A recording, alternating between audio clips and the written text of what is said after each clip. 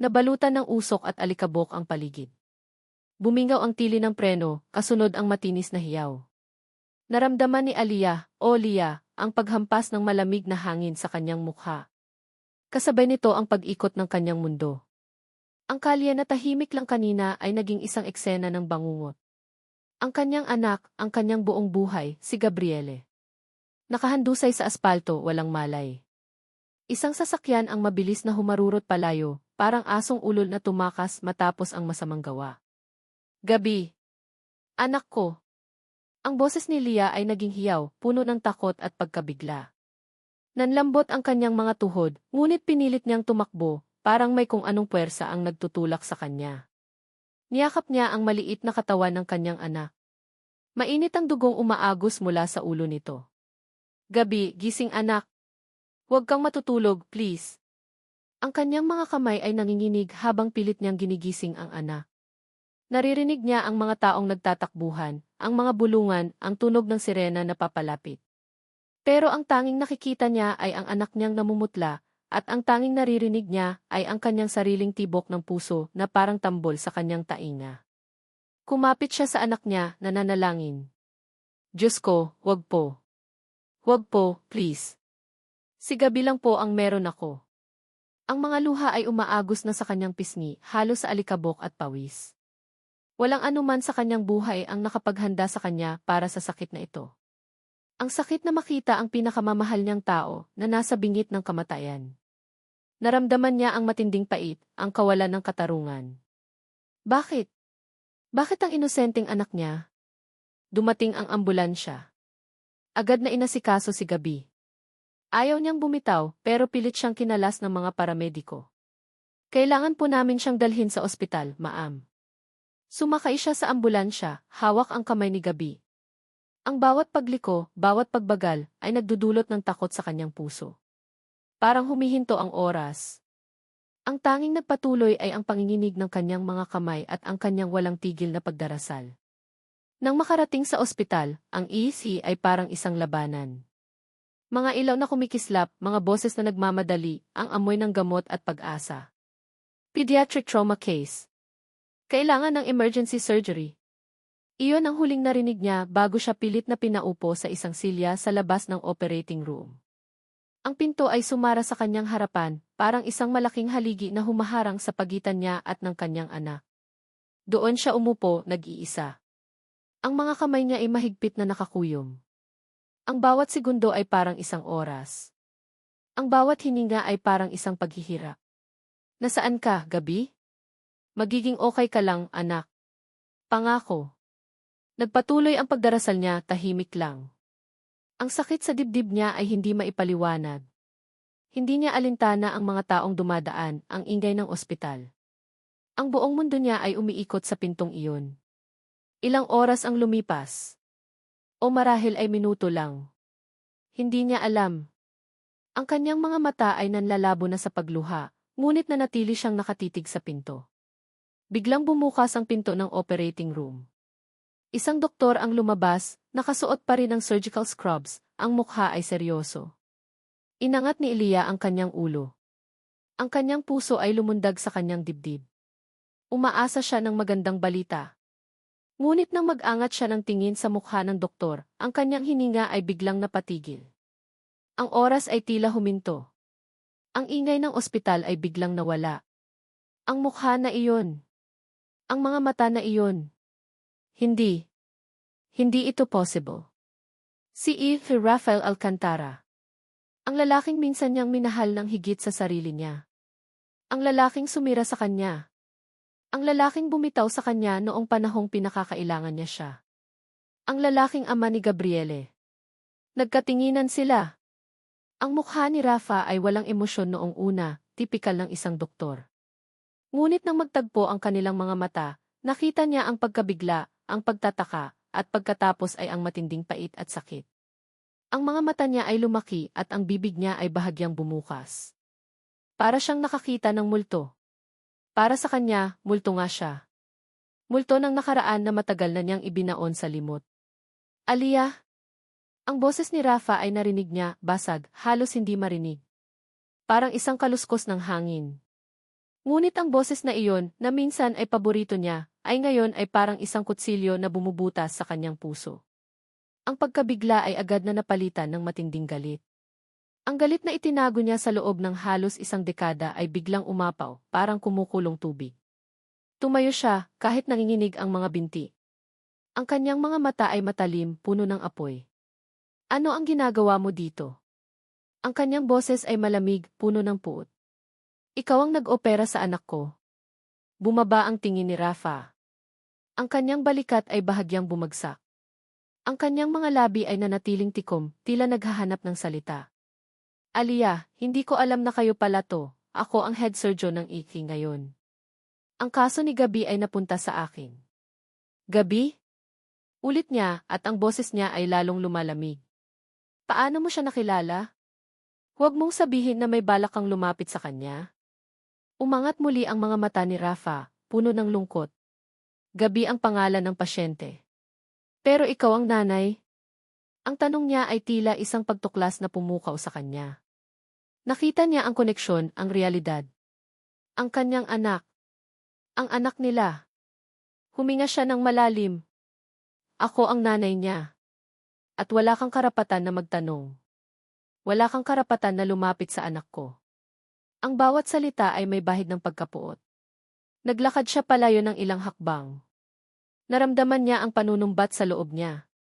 Ang lahat ng hirap na dinanas niya, ang lahat ng luha na ibinuhos niya, ang lahat ng pait na nararamdaman niya ngayon ay dahil sa lalaking ito. Aliyah, makinig ka muna sa akin. Kailangan nating pag-usapan si Gabi. Walang kailangan pag-usapan. Ano pa ba ang sasabihin mo? Nabigla kang nagkaroon ng konsensya. Pagkatapos ng halos 10 taon, ang kanyang mga kamay ay gumalaw, tila gustong sumuntok, gustong maglabas ng lahat ng galit. Ngunit pinigilan niya ang sarili. Naramdaman niya ang mga tingin ng ibang tao sa paligid, ngunit wala siyang pakialam. Ang tanging importante ay ang kanyang anak at ang lalaking ito na biglang sumulpot mula sa nakaraan. Gabi, nasa critical condition siya. Kailangan pa namin siyang bantayan ng mabuti. Ang operasyon ay matagumpay sa ngayon. Paliwanag ni Rafa, ang boses niya ay seryoso, bumalik sa kanyang propesyonal na tono. Ngunit sa ilalim ng profesionalismo ay narinig ni Elia ang matinding kalungkutan at takot. Salamat sa impormasyon, D. Alcantara. Malamig niyang sabi, binibigyan diin ang kanyang apelyido. Hindi niya gustong gamitin ang pangalan niya. Ayaw niyang maramdaman ang koneksyon na minsan ay naroon. Ngayon, kung tapos ka na, aalis na ako. Pumunta siya sa waiting area, mas piniling umupo sa malayo. Hindi niya kayang makita ang mukha ni Rafa. Ang bawat sulyap sa kanya ay nagpapabalik sa kanya sa madilim na kabanata ng kanyang buhay. Ngunit sinundan siya ni Rafa. Umupo siya sa kabilang silya, may distansya. Ang kanyang mga mata ay hindi bumibitiw sa kanya. Aliyah, kailangan kong ipaliwanag. Wala kang ipapaliwanag. Nagkamali ako. Sobra akong nagkamali. Pero sana pakinggan mo ako. Ang kanyang boses ay mahina, parang nagmamakaawa. Suminghal siya. Pakinggan? Para ano? Para muli mong saktan ang sarili ko? Hindi na ako ang Aliyah na kilala mo, Rafa. Ang Aliyah na iyon ay matagal nang namatay kasama ng pangako mo. Pakiusap, Lia. Mabilis na lumabas ang pangalan niya mula sa bibig ni Rafa. Ang kanyang mga mata ay puno ng pait. Hindi ko alam na buntis ka noon. Kung alam ko lang. Huwag kang magsinungaling. Bigla niyang pinutol ang sinasabi niya. Tumayo siya muli. Ilang beses akong nagpadala ng sulat. Ilang beses akong nagtawag. Nasaan ka noon, Rafa? Nasaan ka nang mag-isa akong naghirap? Nasaan ka nang kailangan ko ng ama para sa anak ko? Namutla si Rafa. Wala akong natanggap na sulat. Wala akong alam. Ang boses niya ay puno ng pagkabigla at lungkot. Ganoon ka kasinungaling. Ayoko nang marinig ang mga kasinungalingan mo. Aliyah, hinding-hindi ko ipagkakaila si Gabi. Tumingin siya sa pinto ng operating room at pagkatapos ay bumalik ang kanyang tingin sa kanya. Pananagutan ko siya. Babayaran ko ang lahat ng gastos. Gagawa ako ng paraan para bumawi sa inyo. Niyakap niya ang sarili niya. Wala kang pananagutan. Matagal na kaming nabuhay nang wala ka. Kaya na namin. Alam kong galit ka. May karapatan kang magalit, Aliyah. Kalmado niyang sabi, ngunit puno ng bigat ang bawat salita. Pero ngayon, ang pinakamahalaga ay si Gabi. Kailangan niya tayo pareho. At bilang doktor niya, responsibilidad ko siyang alagaan. Bilang ama niya, mas malaki ang responsibilidad ko. Muli siyang suminghal. Ang mga mata niya ay lumuluha muli, ngunit pinilit niyang pigilan. Wala kang responsibilidad. Matagal na kitang sinukuan. Ngunit sa loob-loob niya, isang maliit na bahagi ng puso niya ang kumirot. Responsibilidad.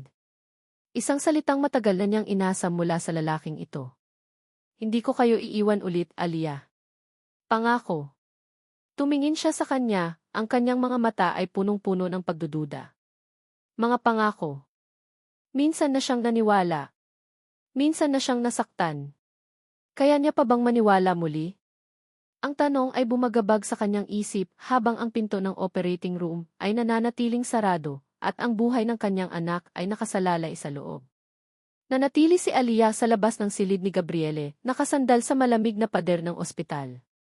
Ang mga salita ni Rafael, ang kanyang pangako na hindi sila iiwan muli, ay umalinggaw sa kanyang isip. Nangangako. Ilang beses na ba siyang nakarinig ng pangako mula sa lalaking iyon? At ilang beses na rin siyang nadurog. Ang galit na naramdaman niya kanina ay unti-unting napalitan ng pagod at matinding pangamba. Ang tanging mahalaga ngayon ay ang kanyang anak. Kailangan ni Gabi na maging maayos. Hindi siya pwedeng panghinaan ng loob. Makalipas ang ilang oras, pinayagan na siyang pumasok sa silid ni Gabi. Nakahiga ang kanyang anak sa kama, napapalibutan ng mga kagamitan. Namumutla pa rin ito, ngunit mahinahon na ang paghinga. Napakagat siya sa kanyang labi. Isang butil ng luha ang muling pumatak sa kanyang pisngi. Hinawakan niya ang maliit na kamay ni Gabriele, pilit na ipinaparamdam sa anak na narito siya, at hindi ito nag-iisa. Nagsimula ang mga sumunod na araw na parang isang blur. Si Gabi ay unti-unting nagpapakita ng pagbuti. Doon niya nakita ang profesionalismo at dedikasyon ni Ihi Alcantara. Napansin niya kung paano bumibisita si Rafa sa kwarto ni Gabi, hindi lang bilang doktor, kundi bilang isang tao na may tunay na malasakit. Isang hapon, nakita ni Leah si Rafa na nakaupo sa tabi ng kama ni Gabi, habang ang bata ay gising na at tinitigan ang kanyang mga mata. Kinakausap ni Rafa si Gabi, ang boses niya ay malambing at puno ng pagmamahal. Alam mo ba, Gabi, narinig ni Leah na sabi ni Rafa, habang nagbabasa ng isang libro tungkol sa mga superhero. Ang mga tunay na bayani ay hindi lang yung may mga kapangyarihan. Sila yung mga matatapang, yung mga lumalaban kahit nasasaktan para sa mga mahal nila. Tinitigan ni Gabi si Rafa, tila naiintindihan ang sinasabi nito. Ngumiti si Rafa. Tulad mo, Gabi. Ikaw ang tunay na bayani ko. Nakatayo si Leah sa pintuan, hindi gumagalaw. Naramdaman niya ang kirot sa kanyang dibdib. Ang eksenang iyon, ang lambing sa boses ni Rafa, ang paraan ng pagtingin niya kay Gabi, ay bumalot sa kanya ng pagkalito. Ito ang Rafa na minsan niyang minahal, ang Rafa na naniniwala siyang nawala na. Ngunit narito siya, nagpapakita ng kanyang pagiging ama sa kanyang anak. Ngunit ang galit ay nanatili. Paano niya makakalimutan ang lahat ng sakit? Ang mga gabing mag-isa siyang umiiyak habang yakap ang tiyan niya, ang paghihirap na palakihin si Gabi ng walang ama. Hindi ito madaling burahin. Kahit pa ganito, hindi niya maipagkakaila na may malaking tulong ang presensya ni Rafa sa ospital. Bukod sa pinakamahusay na doktor si Rafa, nararamdaman niyang mas ligtas si Gabi sa ilalim ng pangangalaga niya. May mga pagkakataon na nakikita niya si Rafa nakausap ang ibang nurse, nagbibigay ng mga detalyadong instruction tungkol sa pangangalaga kay Gabi. Ginagawa niya ang lahat at hindi iyon matatakasan ni Leah. Isang araw, bumisita si Manang Linda, ang matandang katulong ni Leah na naging parang ikalawang ina na niya. May dala itong mainit na lugaw at mga sariwang prutas. Kumusta na ang apo ko, Leah? Tanong ni Manang Linda habang hinahaplos ang buhok ni Gabi. Unti-unti na po, Manang. Medyo malakas na ulit ang loob, sagot ni Leah habang tinitingnan si Rafa na nakaupo sa kabilang dulo ng kwarto, nagbabasa ng medical chart. Sinundan ni Manang Linda ang tingin ni Leah. Huminga siya ng malalim. Alam mo, Leah, ang hirap ng pinagdaanan mo. Pero alam kong matatag ka. Tulad ng nanay mo. Naupo si Manang Linda sa tabi ni Elia. Narinig ko ang usapan ninyo ni Dolphy Rafa kanina. Ang tagal na rin pala nung huli kayong nagkita, ano?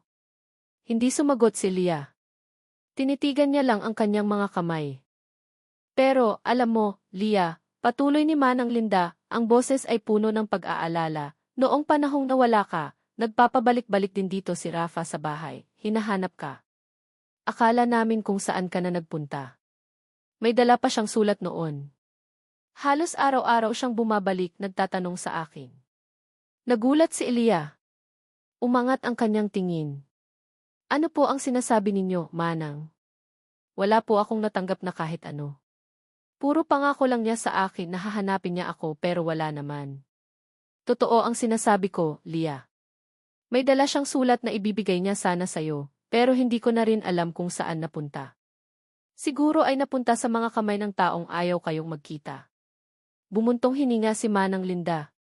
Masyado siyang inaalala ng pamilya niya, lalo na iyong babaeng anak ng kaibigan ng tatay niya na gusto nilang mapangasawa niya. Ang sabi-sabi, pinipigilan si Rafa. Ang mga salita ni Manang Linda ay tumimo sa puso ni Elia. Posible ba? Posible bang hindi niya alam? Ang galit ay biglang nabawasan ng isang bahagi na palitan ng pagkalito. Isang bagong uri ng sakit. Kung totoo ang sinasabi ni Manang Linda, ibig sabihin ay hindi niya lang siya binitawan ng ganun-ganun na lang. Naramdaman niya ang tingin ni Rafa sa kanya. Umiti ito ng bahagya, ngunit puno ng lungkot. Lumapit si Rafa kay Gabi at ginulo ang buhok nito. Pasensya na sa lahat, Gabi, bulong ni Rafa, kahit alam niyang hindi pa lubos na naiintindihan ng bata. Babawi ako sa iyo. Nang lumabas si Rafa upang kausapin ang ibang doktor, lumapit si Elia sa pintuan. Rafa, tawag niya. Lumingon si Rafa, ang kanyang mukha ay puno ng pag-asa. Alia, kailangan nating mag-usap, sabi ni Elia, ang boses niya ay mahina. Tungkol sa nakaraan. At tungkol kay Gabi. Biglang lumiwanag ang mukha ni Rafa. Tila nagbigay ng pahintulot ang mga salita ni Elia. Tumango siya. CJ, kailan mo gusto? Mamaya, pagka-discharge ni Gabi, sagot ni Elia. Kailangan niyang malaman ang buong katotohanan. Nang gabing iyon, isang malaking baukwet ng pula at puting rosas ang dumating sa reception area ng ospital, na may card na hindi nakalagay ang pangalan ng nagpadala. Pinadala ito sa kwarto ni Gabi. Nakita ni Leia ang mga bulaklak. Maganda. Ngunit may kung anong bahagyang pag-aalala ang naramdaman niya. Nang makita ni Rafa ang mga rosas, biglang nagbago ang kanyang ekspresyon. Ang ngiti sa kanyang labi ay nawala. Ang kanyang mga mata ay nanliit at tiningnan niya ang mga rosas na tila isang masamang pangitain. May isang kakaibang pag-aalala sa kanyang mga mata, isang halo ng pagkabigla at takot. Sino ang nagpadala nito? Tanong ni Elia, napansin ang reaksyon ni Rafa. Nag-aalangan si Rafa. O wala akong ideya. Ang boses niya ay bahagyang nanginginig. Nang gabing din iyon, habang nagpapahinga na si Gabi at nakatingin si Elia sa labas ng bintana, isang itim na luxury car ang dahan-dahang huminto sa tapat ng ospital. Bumukas ang pinto at isang matikas na babae, nakasuot ng mamahaling damit, ang lumabas. May ngiti ito sa labi, ngunit ang kanyang mga mata ay tila may gustong ipahiwatig. Kinabukasan, isang kakaibang pakiramdam ang bumalot kay Alia. Bagaman nag-aalala pa rin siya para kay Gabriele, may kung anong bahagi niya ang naguguluhan sa reaksyon ni Rafa sa mga rosas na ipinadala. At ngayon, ang tanong na sino ang babaeng iyon ay bumabagabag sa kanyang isip. Habang nagbabasa siya ng libro sa tabi ng kama ni Gabi, bumukas ang pinto. Pumasok ang isang babae, matikas at elegante sa kanyang damit na pang-designer. Ang kanyang mukha ay pamilyar, tila nakita na niya ito sa mga magasin o balita, ngunit hindi niya maalala kung saan. Umiti ang babae, ngunit hindi umabot sa kanyang mga mata ang ngiti. May dala siyang malaking basket ng prutas na may kasamang mga imported na tsokolete.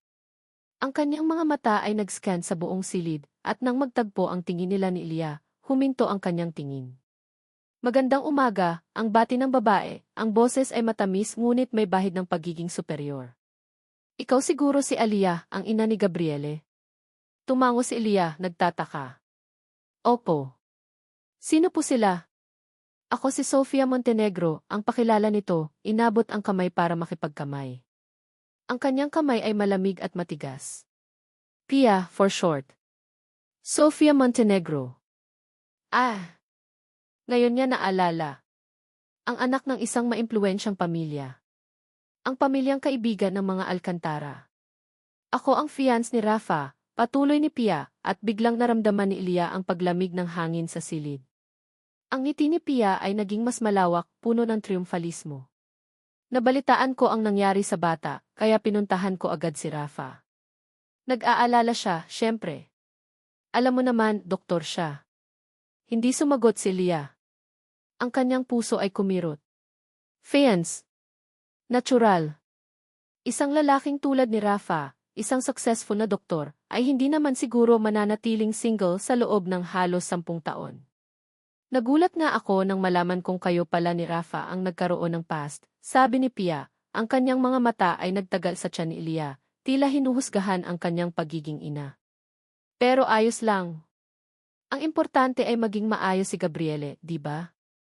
May kung anong hindi ka nais-nais na pakiramdam ang bumalot kay Elia.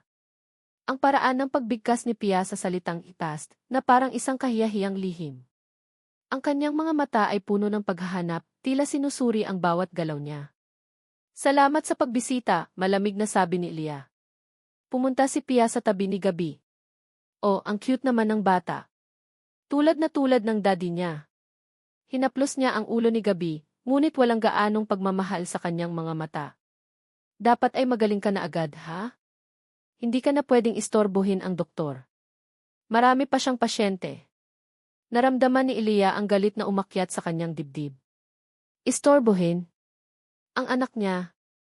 Dumating si Rafa, mukhang pagod, ngunit agad na lumabas ang ngiti nang makita si Gabi.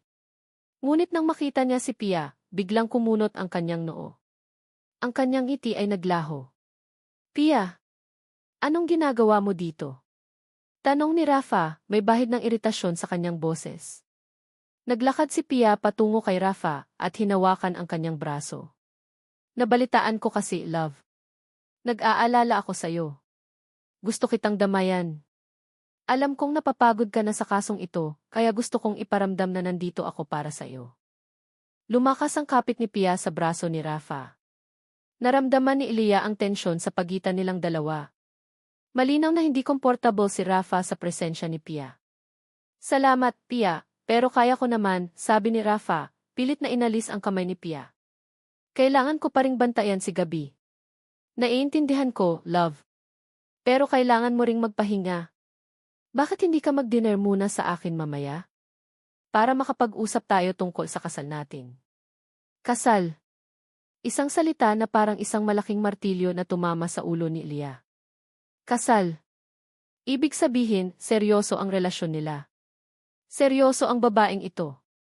Naramdaman niya ang matinding sakit sa kanyang puso. Ang pag-asa na unti-unting lumalago sa kanyang dibdib, na baka may pag-asa pa sa pagitan nila ni Rafa, ay biglang nadurog.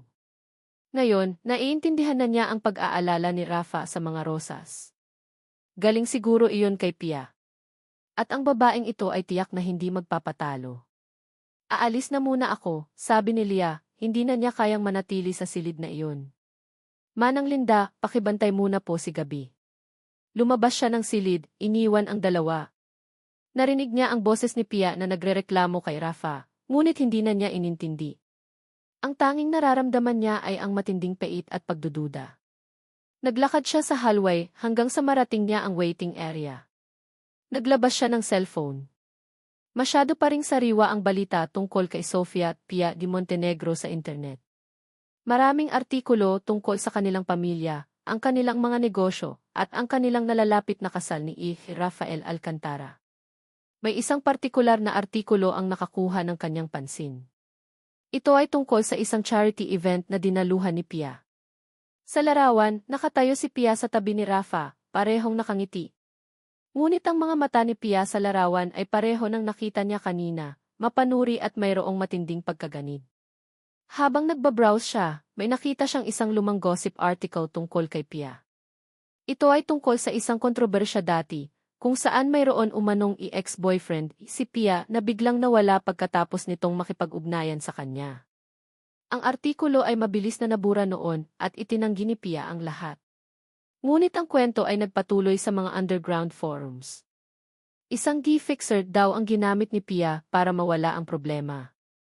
Nakaramdam si Lea ng lamig sa kanyang likod. Posible ba? Ang babaeng ito ay tila may kakayahang gawin ang lahat para sa kanyang sariling interes. Kinagabihan, habang binabantayan niya si Gabi, narinig niya ang boses ni Rafa at Pia na nag-uusap sa labas ng kwarto. Mukhang nagtatalo sila. Hindi ka na ba talaga magpapabago, Rafa? Narinig ni Elia na sabi ni Pia, ang boses niya ay mahina ngunit puno ng banta. Alam mong tayo ang nakatakda. Ang pamilya natin ang nagkasundo. Pia, hindi ako isang bagay na ipinagkasundo. Sagot ni Rafa, ang boses niya ay nagiging mas mataas. Si Aliyah at Gabi sila ang mahalaga sa akin ngayon. Si Aliyah? Ang babaeng iyan na wala naman sa buhay mo noon. At ang anak na iyan na bigla lang sumulpot. Hindi mo ako pwedeng ipagpalit sa kanila, Rafa. Hindi ko hahayaan. Ang boses ni Pia ay naging mas matinis. Napakapit si Elea sa kanyang labi. Naririnig niya ang lahat. Ang pagbabanta.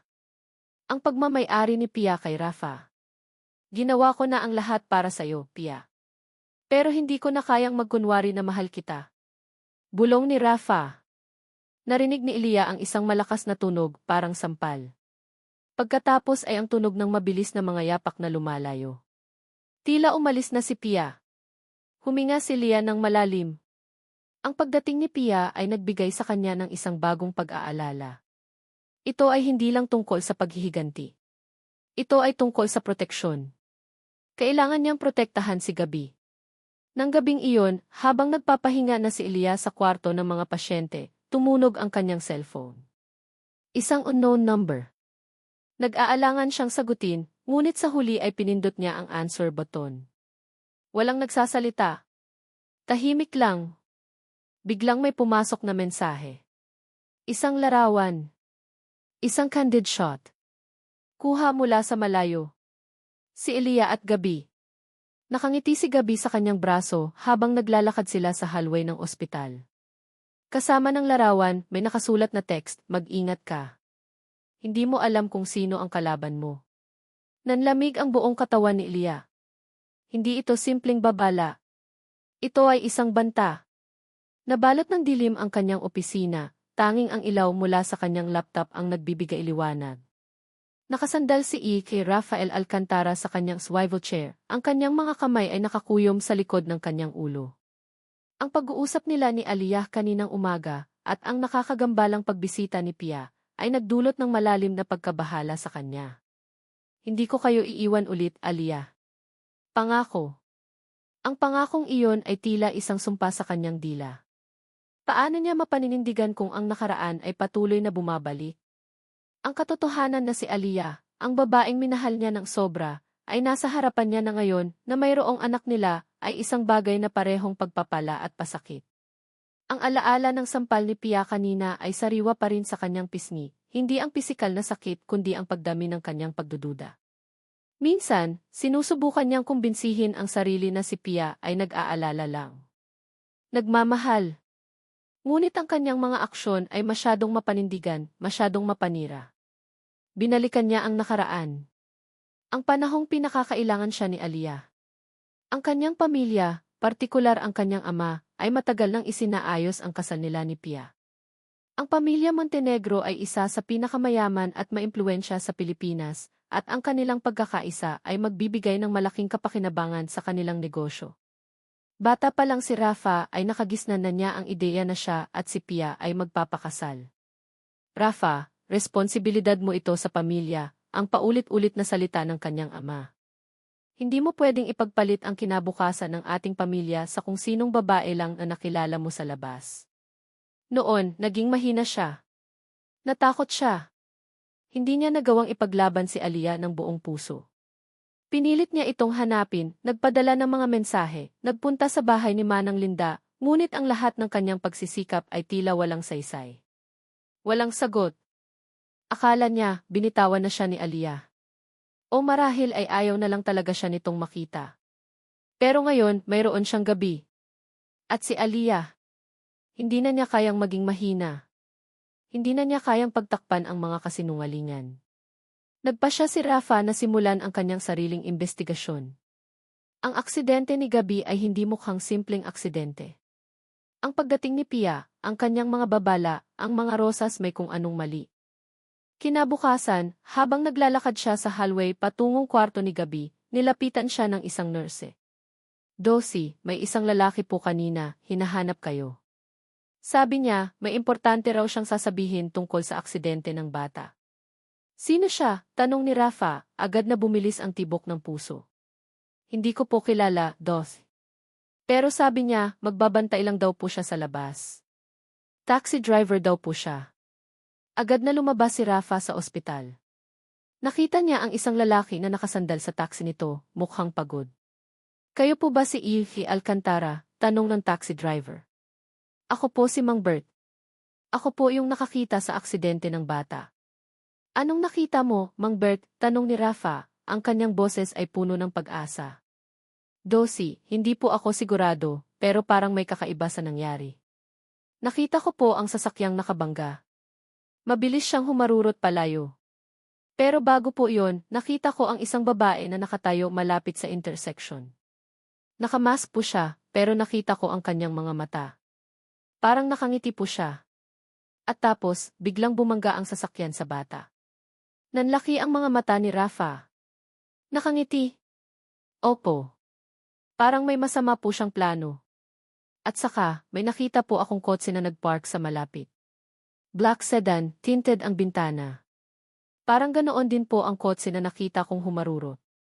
May nakita ka pa ba? May kinuhanan po ako ng picture, Dosi, gamit ang cellphone ko. Hindi po masyadong malinaw kasi malayo, pero baka makatulong. Inabot ni Mang Bert ang kanyang luma na cellphone. Kinuha ni Rafa ito at tiningnan ang larawan. Ito ay isang madilim, grainy na imahe. Mahirap makilala, ngunit kitang-kita ang isang anino ng babae na nakatayo malapit sa sasakyang humarurot. At ang hugis ng sasakyan. Isang black luxury sedan. Ang kanyang hinala ay nagiging mas malinaw. Tila isang malaking pader ang unti-unting gumuguho. Salamat, Mang Bert. Maraming salamat sa impormasyon mo, sabi ni Rafa, ibinalik ang cellphone sa driver. Maaari mo ba akong tulungan na magsalita sa pulis tungkol dito? Opo, Doth. Gagawin ko po ang lahat para sa bata, sagot ni Mang Bert. Nagpasalamat si Rafa kay Mang Bert at agad na bumalik sa loob ng ospital. Kailangan niyang tiyakin ang lahat. Kung totoo ang hinala niya, nasa panganib sina Aliyah at Gabi. Nang gabing iyon, habang nagpapahinga na si Gabi at si Aliyah naman ay natutulog sa silya sa tabi ng kama, bumalik si Rafa sa kanyang opisina. Tahimik niyang binuksan ang kanyang laptop at sinimulan ang kanyang investigasyon. Sinuri niya ang mga medical records ni Gabi, partikular ang oras ng aksidente. Pagkatapos ay ginamit niya ang kanyang mga koneksyon upang makakuha ng access sa mga GHD footage mula sa mga kalapit na kalsada at establishment. Karamihan sa mga ito ay hindi malinaw, ngunit may isang kamera sa isang convenience store na nakakuha ng bahagyang mas malinaw na anggulo. Nakitang humarurot ang isang black sedan. At sa di kalayuan, sa isang madilim na sulok, mayroong isang figura na nakatayo, nakatingin sa direksyon kung saan nangyari ang aksidente. Zoom! Pixelated. Ngunit sapat na upang makita ang hugis ng katawan, ang paraan ng pagtayo, at ang kakaibang galaw. May kung anong pamilyar sa figura. Iniisip niya kung paano makaka-access sa mga phone records. Ang mga rosas. Ang text message kay Aliyah. Lahat ng ito ay konektado. Habang naghahanap ng paraan, napansin niya ang isang lumang cellphone na naiwan ni Pia sa kanyang opisina noong huli itong bumisita. Hindi niya alam kung bakit niya ito hindi ibinalik. Kinuha niya ang cellphone. Sinubukan niyang buksan. Walang password. Marahil ay hindi binibigyan ni Pia ng importansya ang lumang teleponong ito. Binuksan niya ang messages. Nag-scroll siya. Mga text mula sa kanyang pamilya, mga kaibigan. At pagkatapos, nakita niya ang isang chat thread. Isang pangalan na hindi niya kilala. Ang conversation ay nagsimula ilang linggo bago ang aksidente ni Gabi. Sender, naiset up na po ang lahat, ma'am. Pia, siguraduhin mong walang palpak. Ayoko ng kalat. Sender, masusunod po. Wala pong makakakita. Parang aksidente lang po. Pia, good. Kailangan lang nating alisin ang balakid na iyan. At yung bata. Masyadong malapit sa kanya si Rafa. Biglang nanlamig ang buong katawan ni Rafa. Ang kanyang mga kamay ay nanginginig. Ang hininga niya ay naging mabilis. Ang mga text. Balakid. Bata. Malapit sa kanya si Rafa. Nagpatuloy siya sa pag-scroll. Isang huling mensahe. Mula sa Pia. Pia, tiyakin mong tapos na ang lahat. Walang bahid. Walang mansa. Nanghina si Rafa. Hindi. Hindi ito possible. Ang mga salita ay tumatak sa kanyang isip, nag-echo sa kanyang utak. Si Pia. Ang fiance niya. Ang taong pinagkatiwalaan ng kanyang pamilya. Si Pia ang nasa likod ng aksidente ni Gabi. Ang banta sa kanyang telepono ay nagpabigat sa puso ni Aliyah. Hindi ito simpleng panakot, ito ay isang babala mula sa isang taong kayang gawin ang lahat. Ngunit sa kabila ng takot, may kakaibang kapayapaan siyang naramdaman. Ang pag-uusap nila ni Rafa kanina, at ang mga revelasyon ni Manang Linda, ay unti-unting gumugulo sa kanyang pananaw sa nakaraan. Posible ba na nagkamali siya sa paghusga kay Rafa? Sa mga sumunod na araw, naging mas maaliwalas ang silid ni Gabriele. Si Rafa, bilang doktor at ama, ay halos hindi umalis sa tabi ng kanyang anak. Nakita ni Lia kung paano lumambot ang mukha ni Rafa tuwing kinakausap niya si Gabi, kung paano niya hinahaplos ang buhok ng bata, at kung paano niya binabasa ang paboritong libro ng mga superhero ni Gabi na may pagmamahal. Isang hapon, inabutan ni Rafa si Gabi ng isang maliit na laruang sasakyan. Para sa iyo yan, Gabi, sabi ni Rafa, ang ngiti sa kanyang labi ay totoo. Para lumakas ka agad at makapaglaro na tayo sa labas. Lumapit si Elia. Ang mga mata ni Gabi ay kumikinang sa tuwa. Naramdaman ni Elia ang init na kumalat sa kanyang dibdib. Hindi niya kailanman inakala na makikita niya ang ganitong eksena. Ang kanyang anak at ang ama nito, sa wakas ay magkasama. Maraming salamat, Tito Rafa, sabi ni Gabi at napangiti si Rafa. Tito Rafa. Kinurot ang puso ni Elia. Gusto niyang tawagin ni Gabi si Rafa na si Papa, ngunit alam niyang hindi pa ito ang tamang panahon. Marami pa silang dapat ayusin. Habang nagbabantay si Elia kay Gabi, pumunta naman si Manang Linda upang linisin ang maliit na kabinet sa sulok ng kwarto. Ilang lumang gamit ni Elia ang nakalagay doon, kabilang ang ilang lumang bag at libro na kinuha niya sa bahay bago sila umalis patungong Maynila. Aba, bakit nandito pa itong mga lumang sulat mo, Lia? Sabi ni Manang Linda habang humuhukay sa isang kahon. Akala ko itinapon mo na ang lahat ng mga bagay na may koneksyon sa nakaraan. Napatingin si Elia. Nakita niya ang isang maliit na sobre, medyo luma na. Hindi niya maalala kung kailan niya iyon nakita. Hindi ko po maalala, Manang, sagot ni Lia. Baka naiwan ko lang po doon. Tingnan mo ito, Lia, sabi ni Manang Linda at inabot kay Lia ang sobre. Mukhang galing kay Rafa noon. Natatandaan ko, may dala siyang ganito noon. Pero hindi ko na ibigay sa'yo kasi hindi kita makita. Nagulat si Elia. Kinuha niya ang sobre, ang kanyang mga kamay ay nanginginig. Ang kanyang pangalan, nakasulat sa sulat kamay ni Rafa. Ang font na iyon, ang bahagyang slanted na mga letra, kilala niya iyon. Binuksan niya ang sobre, ang kanyang puso ay bumibilis. Sa loob, may isang piraso ng papel, luma na at medyo kulubot. Ang mga salita ay nakasulat sa tinta na medyo nag-fade na. Nagsimula siyang magbasa. Aliyah, alam kong galit ka. May karapatan kang magalit. Hindi ko maipaliwanag kung bakit nangyari ang lahat, kung bakit bigla akong nawala. Pero Lia, lumalaban ako. Ginagawa ko ang lahat para hanapin ka. Sana ay marinig mo ito. Sana ay maintindihan mo na hindi ko sinasadya ang lahat. Pangako, Lia. Hahanapin kita. At pag nahanap kita, ipaglalaban kita. Ipagsisigawan ko sa buong mundo kung gaano kita kamahal. At kung gaano ko kamahal ang anak natin. Alam ko na. At handa akong panindigan ang responsibilidad ko bilang ama. Kung nasaan ka man, Leah, mag-ingat ka. At alagaan mo ang ating anak. Babalik ako. Pangako. Nagmamahal, Rafa. Nanginginig ang mga kamay ni Leah habang binabasa niya ang huling pangungusap. Bumalik sa kanyang isip ang lahat. Ang pagpapabalik-balik ni Manang Linda sa kwento ni Rafa noon. Ang pagdududa niya sa kanyang sariling galit. Ang mga salita ni Rafa kahapon na wala siyang natanggap na sulat o tawag. Posible ba?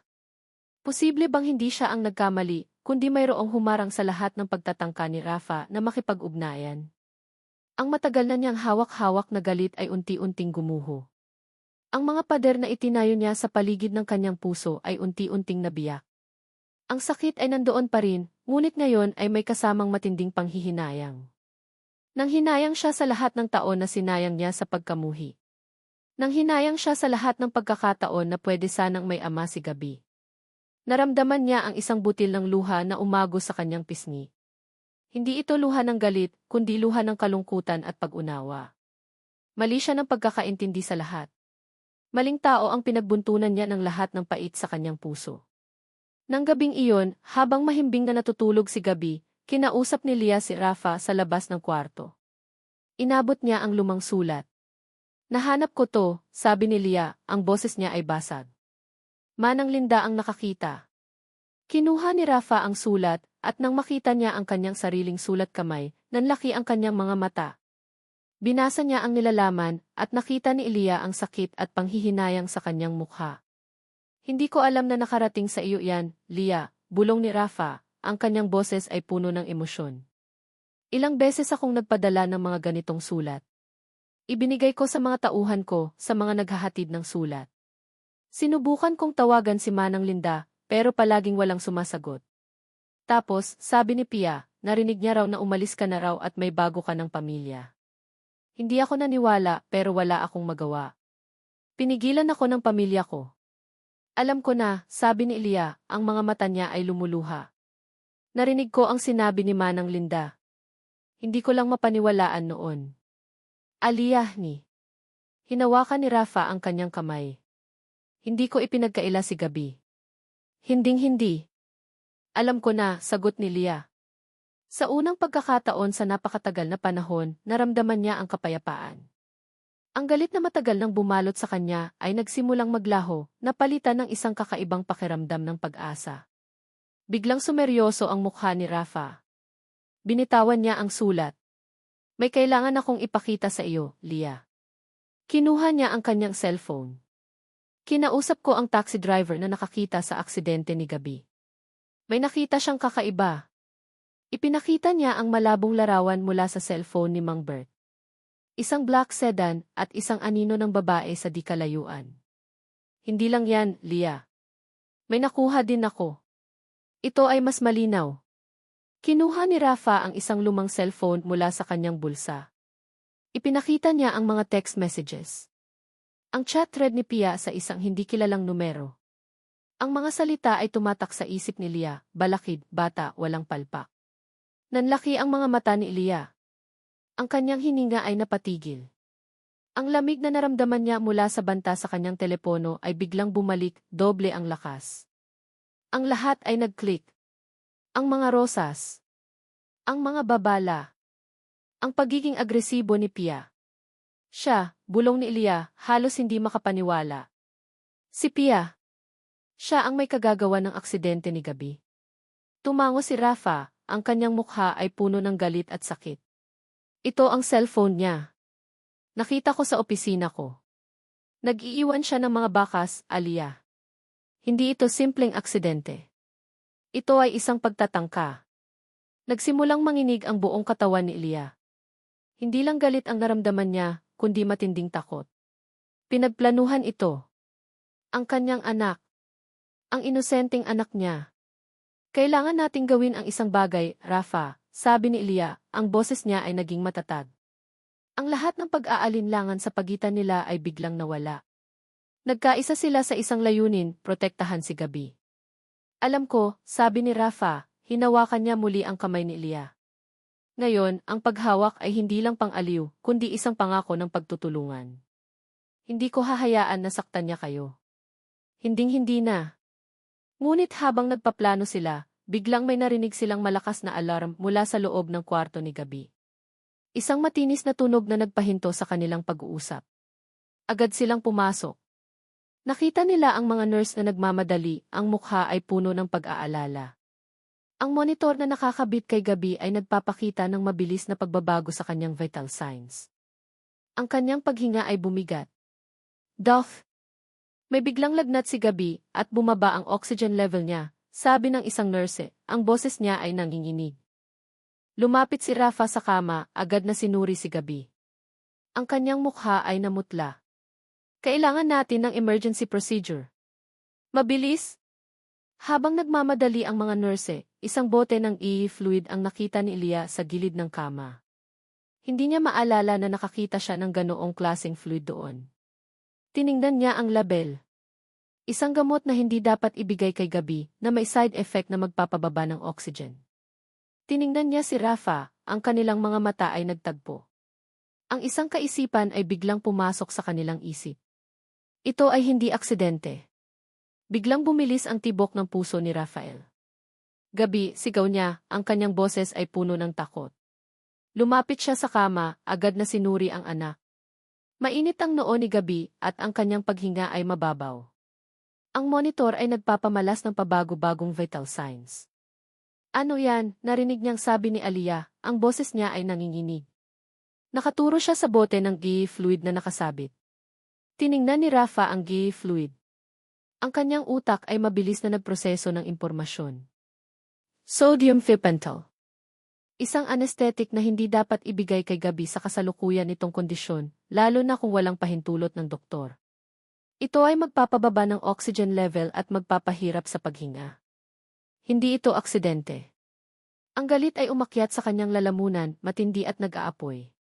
Galit kay Pia. Galit sa kanyang sarili dahil sa pagiging bulag noon.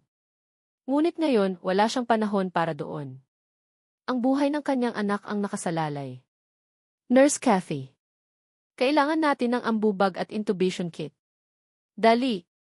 Utos ni Rafa, ang kanyang boses ay nagiging mas profesional. Aliyah, kalma ka. Kailangan nating kumilos ngayon. Agad na kumilos ang mga nurse, ang mukha ay puno ng pagkabigla at pag-aalala. Sa loob ng ilang minuto, ang silid ay naging isang sementeryo ng emergency. Si Rafa ay gumalaw ng mabilis at may katiyakan, ang kanyang mga kamay ay sanay na sa ganitong sitwasyon. Ibinigay niya ang mga order, tinitiyak na ang bawat hakbang ay tama. Naramdaman ni Rafa ang matinding presyon. Ang kanyang anak. Ang anak niya na pinagtangka ang saktan. Ang pagkabigo at pagkadismaya ay bumalot sa kanya, ngunit itinago niya ito. Kailangan niyang maging matatag. Para kay Gabi. Para kay Aliyah. Matapos ang halos kalahating oras ng matinding pagtutok at paglaban para sa buhay ni Gabi, unti-unting bumalik sa normal ang vital signs ng bata. Nakahinga si Rafa ng maluwag, ngunit ang kanyang puso ay patuloy na bumibilis. Pagkatapos niyang masigurado na stable na si Gabi, lumabas siya ng silid at tinawagan ang isang kasamahan sa security. Kailangan kong reviewin ang lahat ng footage sa floor na to sa nakalipas na 2 oras. Lahat ng pumapasok at lumalabas sa kwarto ni Gabi. Ngayon na. Pagkatapos ay lumingon siya kay Aliyah na nakatayo pa rin sa tabi ng kama ni Gabi, ang mga mata ay puno ng takot. Kailangan nating gawin ito, Aliyah, sabi ni Rafa, ang kanyang boses ay seryoso. Kailangan nating harapin si Pia. Ngayon na. Tumango si Elia, ang kanyang mukha ay matatag. Nawala na ang dating Lia na puno ng takot at pag-aalinlangan.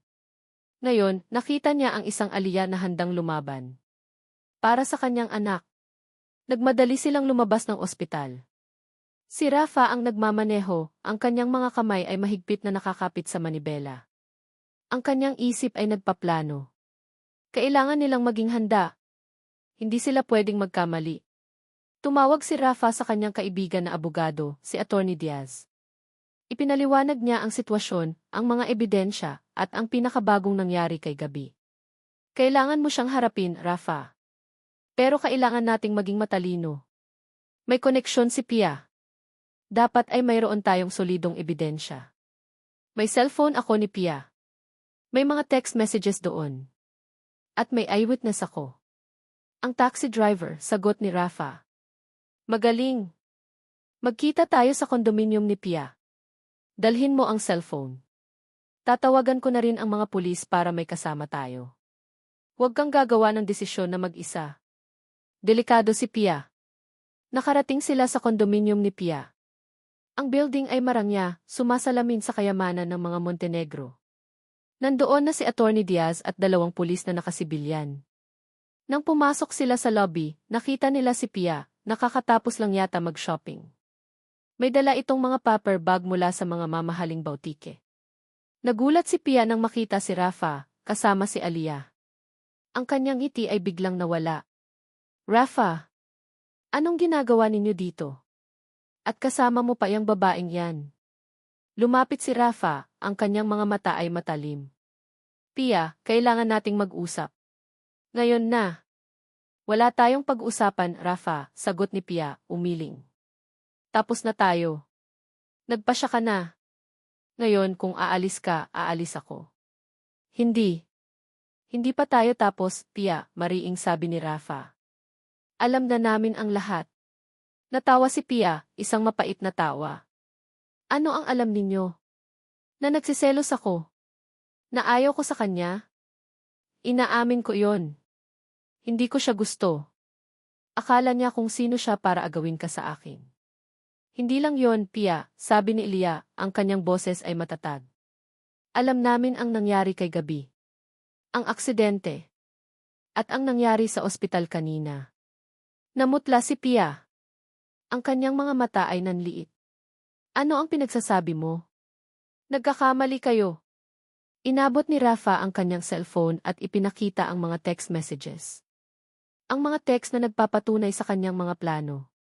Ito ang cellphone mo, Pia, sabi ni Rafa. At ito ang mga mensahe mo. Ang iyong fixer.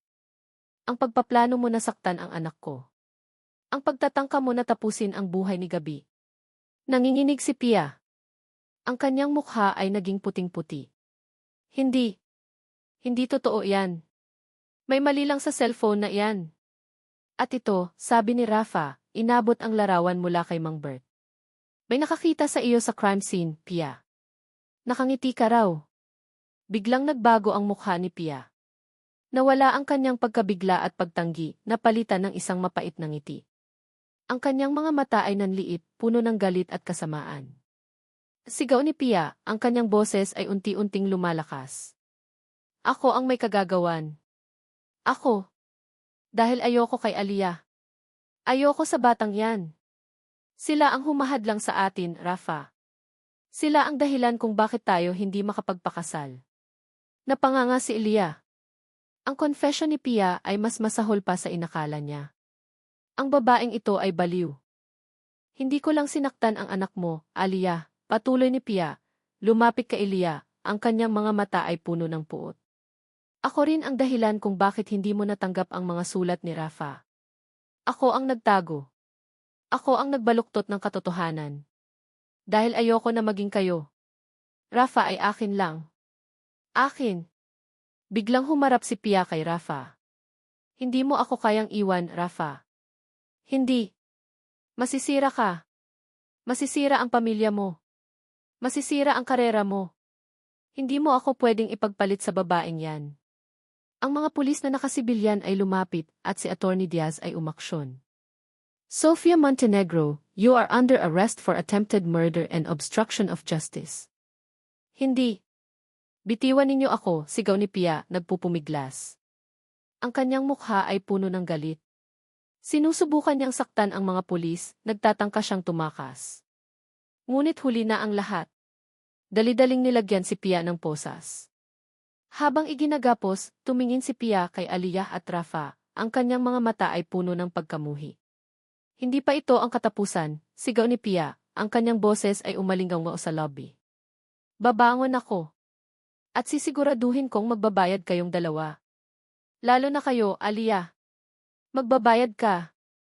Dinala si Pia ng mga pulis, ang kanyang sigaw ay unti-unting nawala. Ngunit ang kanyang mga huling salita ay nanatili, parang isang malamig na hininga sa liig ni Elia at Rafa. Nagyakap si Elia at Rafa, ang kanilang mga puso ay bumibilis. Ang lahat ay tapos na. Ngunit ang banta ay nanatili. Ang huling mga salita ni Pia ay umalingaw pa rin sa tainga ni Aliyah habang nakayakap siya kay Rafa sa gitna ng lobby. Naglaho ang galit sa babae, napalitan ng matinding kalungkutan at awa para sa isang kaluluwang nababalot ng puot. Ngunit higit sa lahat, ang naramdaman niya ay kapayapaan. Tapos na ang bangungot. Nagbalik sila sa silid ni Gabriele. Ang maliit na bata ay mahimbing na natutulog, ang kanyang paghinga ay regular na. Naramdaman ni Elia ang malaking ginhawa na bumalot sa kanya. Sa wakas, ligtas na ang kanyang anak. Ang mga sumunod na araw ay puno ng paghihilom. Si Gabi ay unti-unting lumakas. Ang kanyang mga tawa ay muling narinig sa silid na nagbibigay ng liwanag at pag-asa. Si Elia at Rafa ay halos hindi umalis sa tabi niya. Ang kanilang mga kamay ay madalas na nagtatagpo, ang kanilang mga mata ay nagkakatitigan, at sa bawat sulyap, naramdaman ni Elia ang unti-unting pagbabalik ng mga damdaming matagal na niyang ibinaon. Isang umaga, habang nagbabasa ng libro si Rafa kay Gabi, nagkaroon sila ng pagkakataong mag-usap ni Elia ng mag-isa. Lumabas sila sa garden ng ospital, kung saan sariwa ang hangin at may kaunting sikat ng araw. "Kumusta ka na, Lia?" tanong ni Rafa. Ang kanyang boses ay malambing. "Mas maayos na ako," sagot ni Lia, tinitigan ang kanyang mga kamay.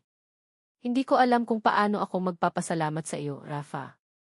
Kung hindi ka dumating kung hindi mo nalaman ang katotohanan." Umiling si Rafa. "Hindi mo kailangan magpasalamat. Responsibilidad ko. At saka, hindi ko rin naman ito magagawa ng mag-isa. Kung hindi mo ako pinatawad, kung hindi ka naniwala sa akin." Nagkatinginan sila. Nagkaroon ng mahabang katahimikan. Ngayon, ang katahimikan ay hindi na puno ng tensyon at galit, kundi ng pag-unawa. "Galit ako sa iyo noon, Rafa." "Sobra," sabi ni Elia, ang kanyang boses ay mahina. "Pakiramdam ko, binitawan mo ako. Na mag-isa ako. Lahat ng pait na naramdaman ko, ikaw ang sinisisi ko." "Alam ko," sabi ni Rafa, hinawakan ang kanyang kamay. "At naiintindihan ko. Kasalanan ko rin na hindi ako naging sapat na matatag para ipaglaban ka noon. Natakot ako sa pamilya ko, sa kapangyarihan nila. At dahil doon, nagdusa ka. Pero ngayon naiintindihan ko na," patuloy ni Lia. "Hindi lang ikaw ang biktima noon. Naging biktima tayo pareho. At ang babaeng iyon huminga siya ng malalim. Ang sakit isipin na may taong kayang gawin ang ganoong klaseng kasamaan. Huwag mong isipin si Pia, Lia," sabi ni Rafa. "Ngayon, ang mahalaga ay tayo. At si Gabi. Kailangan nating pagalingin ang ating mga sarili. At bumuo ng bagong buhay." Naramdaman ni Elia ang init na kumalat sa kanyang dibdib. Ang salitang "di tayo" at "bagong buhay." "Natatakot pa rin ako, Rafa," pag-amin ni Elia. "Natatakot akong masaktan ulit. Natatakot akong baka bigla kang mawala ulit." "Hindi na ako mawawala, Lia. Pangako," mariing sabi ni Rafa, hinigpitan ang hawak sa kanyang kamay. "Hindi na ako magiging mahina. Gagawin ko ang lahat para protektahan kayo. Ang anak natin. Ikaw." Sa mga sumunod na linggo, unti-unting gumaling si Gabriele. Ang kanyang mga tawa ay naging mas malakas. Ang kanyang enerhiya ay bumalik. Isang masiglang bata ulit si Gabi. Samantala, naging abala ang paglilitis kay Sofia at Pia de Montenegro. Dahil sa matibay na ebidensya, ang cellphone ni Pia, ang testimonya ni Mang Bert, at ang key footage, napatunayan ang kanyang pagkakasala sa attempted murder at obstruction of justice. Matagal at mahirap ang laban, lalo na't mayaman at maimpluwensya ang pamilya ni Pia, ngunit sa tulong ni Attorney Diaz at ng katarungan, naparusahan si Pia. Nakulong siya at nawala ang lahat ng kanyang kapangyarihan at impluwensya. Ang huling nakita ni Elia kay Pia ay ang kanyang mukha na puno pa rin ng galit at puot sa korte, ngunit ngayon wala na itong silbi. Ang katarungan ay nananaig. Isang hapon, habang naglalakad si Elia sa pasilyo ng ospital, nakita niya si Rafa na papalapit sa kanya. Ngumiti ito at nakita ni Elia ang pagbabago sa kanya. Mas maluwag na ang kanyang mga balikat, at ang kanyang mga mata ay mas masaya. Lia, sabi ni Rafa, lumuhod sa kanyang harapan.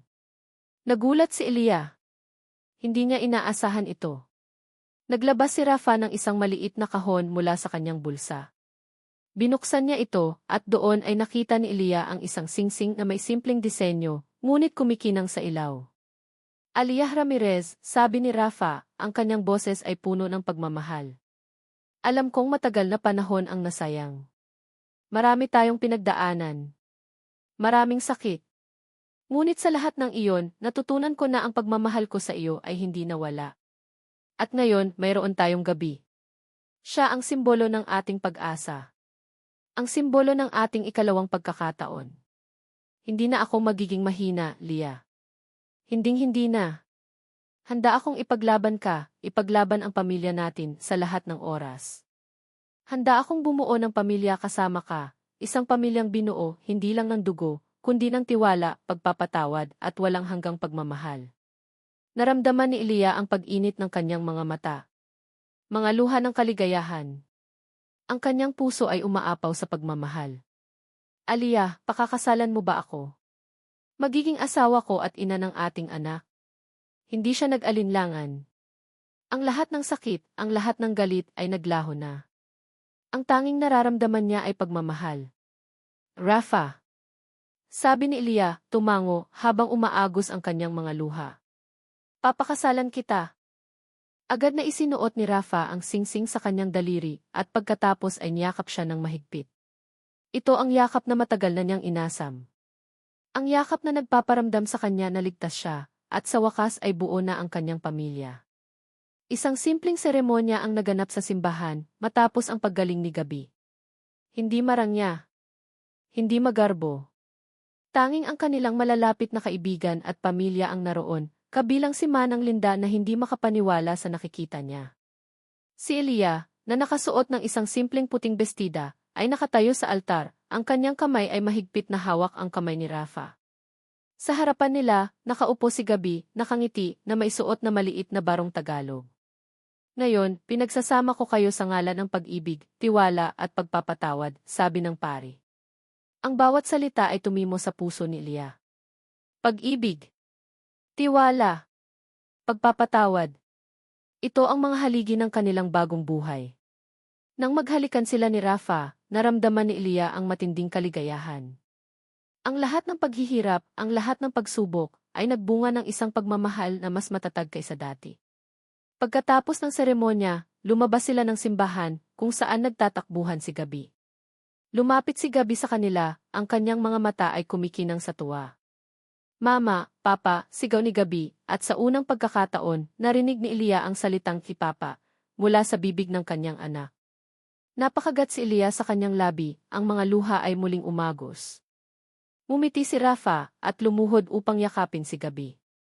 Salamat, anak, bulong ni Rafa.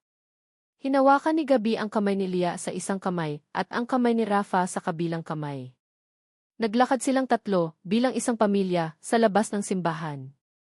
Ang sikat ng araw ay tumama sa kanila, nagbibigay ng liwanag sa kanilang bagong simula. Nagkatinginan si Elia at Rafa, ang kanilang mga mata ay puno ng pagmamahal at kapayapaan. Lumipas ang mga buwan, at ang dating gulo at kaguluhan sa buhay ni Aliyah at Rafael ay unti-unting napalitan ng kapayapaan at kasiyahan. Ang kanilang tahanan sa isang tahimik na subdivision sa labas ng Maynila ay naging santuwaryo ng pagmamahalan at pagtawa. Ang dating nag-iisang puso ni Elia, na puno ng pait at hinanakit, ay ngayon ay buo na, umaapaw sa pagmamahal para sa kanyang asawa at anak. Si Rafa naman, ang dating nababalot ng guilt at takot, ay naging isang haligi ng lakas at pagmamahal para sa kanyang pamilya. Tuwing umaga, ang bahay ay napupuno ng halimuyak ng kape at bagong lutong pandesal. Madalas ay magkasama silang tatlo na mag-aalmusal. Si Gabi ay abala sa pagkukwento ng kanyang mga pangarap sa paaralan, habang sina Elia at Rafa ay nakangiti, pinapakinggan ang bawat salita. Papa, alam mo ba? Sabi ni teacher, ang galing ko raw mag-drawing ng superhero, masiglang sabi ni Gabi isang umaga, habang ipinapakita ang kanyang ginuhit na larawan. Talaga, sabi ni Rafa, hinawakan ang drawing. Ang galing naman ng anak ko. Baka mas magaling ka pa sa akin mag-drawing ah. Natawa si Elia, nakatingin sa kanilang dalawa. Ito ang mga sandaling pinapangarap niya noon. Ang makita ang kanyang anak na masaya, kasama ang ama nito na nakangiti at walang bahid ng kalungkutan. Pagkatapos ng almusal, ihahatid ni Rafa si Gabi sa paaralan bago pumasok sa ospital. Si Elia naman ay abala sa pag-aasikaso ng kanilang bahay at sa pagtatrabaho niya bilang isang freelance graphic designer na ngayon ay mas may oras na siyang gawin. Hindi naging madali ang lahat. Ang paghilom ay isang proseso. May mga gabing bigla na lang babalik ang mga alaala ng nakaraan, lalo na kay Elia.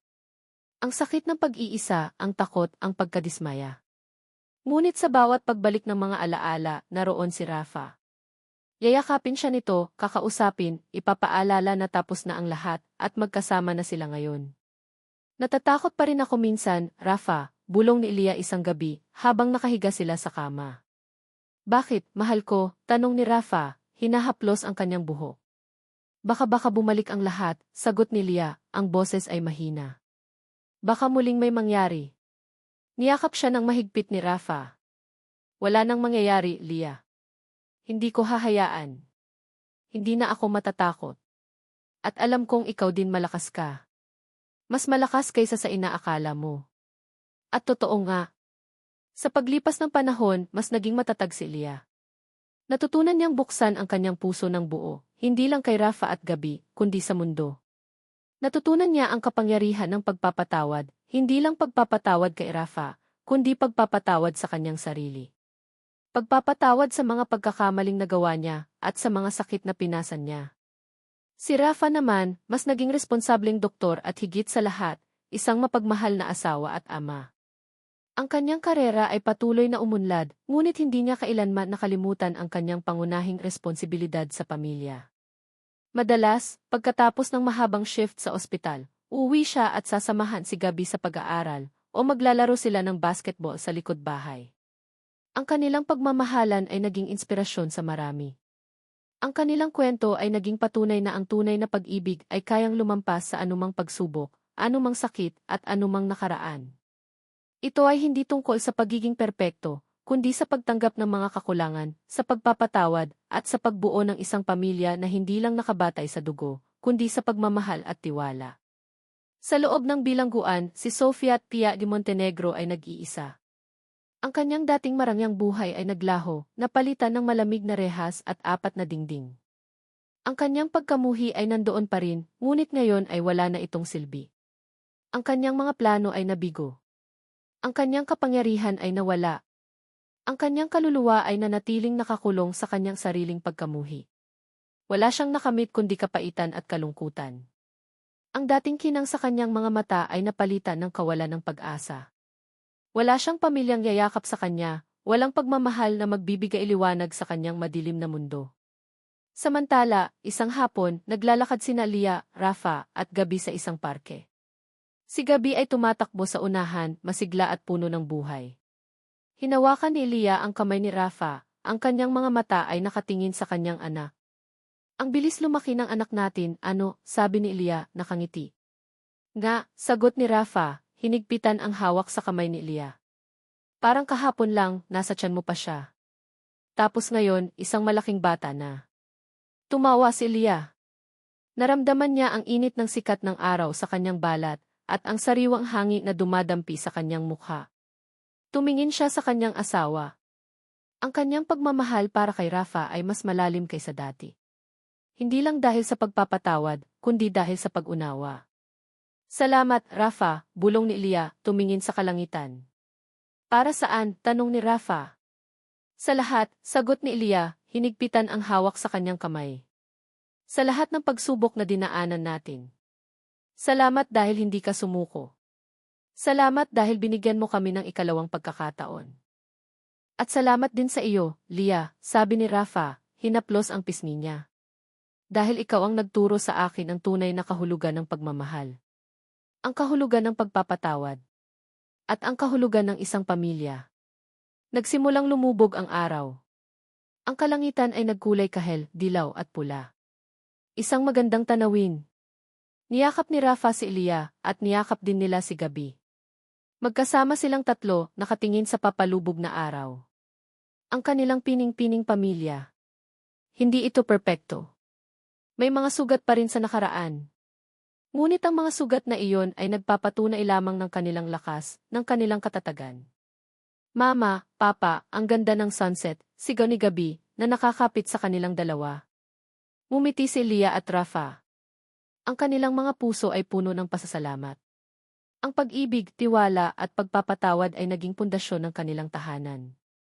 At sa bawat bukang liwayway, patuloy nilang pinapatunayan na ang tunay na pag-ibig ay kayang lumampas sa anumang pagsubok, lumilikha ng isang pamilyang binuo, hindi lang ng dugo, kundi ng pagmamahal at pagpapatawad. Ito ang huling bahagi ng kwento. Sana ay nagustuhan mo ang resulta.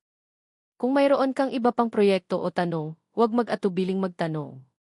At dito nagtatapos ang kwento ni Aliyah at Rafael.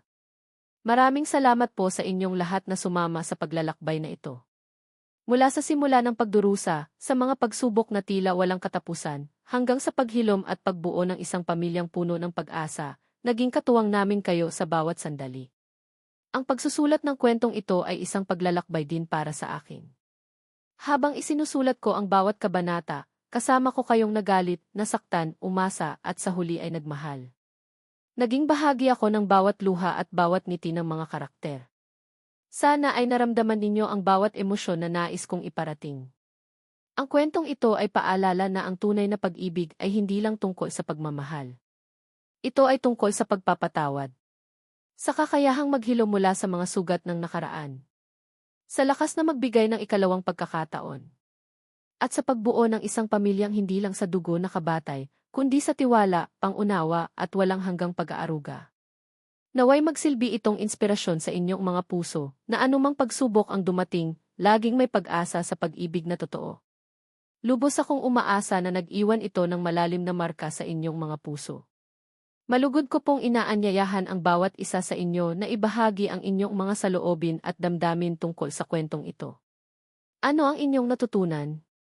Anong bahagi ang pinakatumatak sa inyo? Ang inyong mga komento ay napakahalaga sa akin. Muli, maraming salamat po sa inyong mainit na suporta. Hanggang sa muli nating paglalakbay sa mundo ng pag-ibig. Lihim ng puso.